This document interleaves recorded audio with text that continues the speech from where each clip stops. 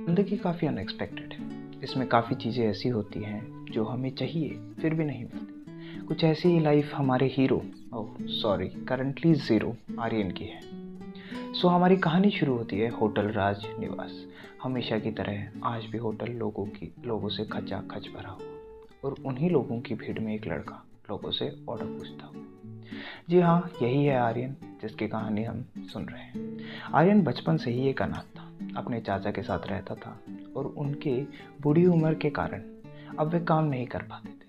तो आर्यन अपने कॉलेज के बाद पार्ट टाइम या वेटर की जॉब करता था। Aryan, hello sir, hello ma'am, what would you like to order? Aryan अपने काम काफ़ी मेहनत और लगन से करता था, पर वहाँ काम करने वाले कुछ लोगों के ये बात पसंद नहीं आई और उन्होंने मैनेजर को आर्यन के खिलाफ भड़का दिया। आर्यन ऑर्डर लेके जा रहा था कि किसी का धक्का लगने की वजह से उससे सामान गिर गया। उसने सॉरी बोला और फटाफट जगह साफ करने लगा। पर आर्यन को नहीं पता था वो जिस लड़की से टकराया है वो खन्ना परिवार की सबसे छोटी बेटी शनाया है।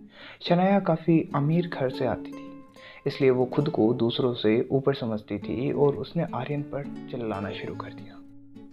ये क्या कर दिया तुमने? तुमसे देखकर नहीं चला जाता क्या? 2 कौड़ी के लोग हैं और ऐसे मुंह उठा के चलते हैं जैसे कहीं के राजा महाराजा हूं। तुम्हारी वजह से मेरी पूरी ड्रेस खराब हो गई। तुम्हारे जितने महीने की कमाई नहीं है उससे ज्यादा की मेरी ये ड्रेस है। इसके पैसे कौन देगा अब?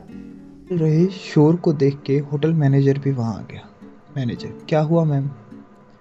आपके इस बेवकूफ़ वेटर ने मेरी पूरी ड्रेस खराब कर दी है। आप इसे लोगों को नौकरी पर रख कैसे लेते हो? ये लोग किसी चीज़ के लायक नहीं होते। मैं कहती हूँ आप इसे अभी यहाँ से बाहर निकाल फेंको।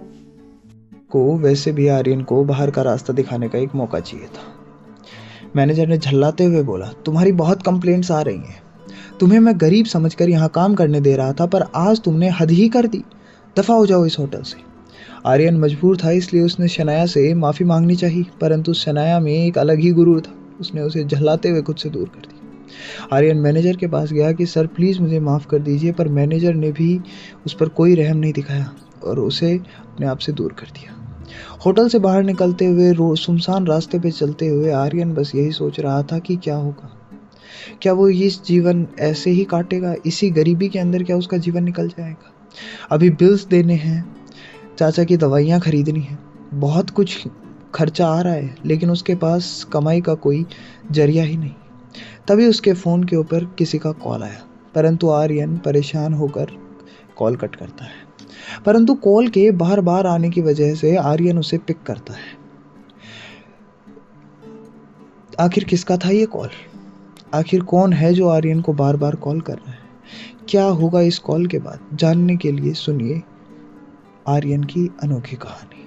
आर्यन की आगे की स्टोरी सुनने के लिए सब्सक्राइब कीजिए हमारे चैनल को।